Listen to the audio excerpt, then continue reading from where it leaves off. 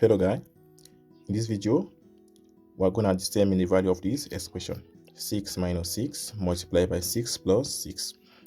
Okay, we can see that our expression here is containing many signs, that is subtraction, multiplication and addition.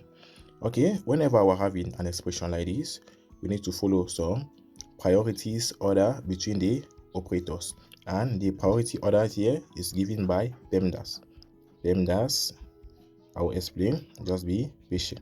Okay, so whenever we have an expression like this, we're going to use the PEMDAS rule to determine the correct answer for this expression. Okay, P stands here for parentheses, E stands for exponent, M stands for multiplication, D stands for division, A stands for addition, and S stands for subtraction.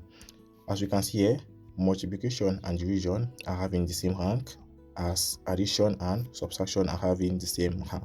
So in our equation here, we're having subtraction, multiplication and addition. So from the PEMDAS, we can see that we have to start here with our multiplication, and we can follow with our subtraction or with our addition, since the addition and the subtraction are having the same rank. Okay, so now that we know this, we can determine the value of our expression. So as we said before, we have to start with our multiplication. So have here 6 multiplied by 6 give us 36. Okay, I'm going to copy the other part of the expression.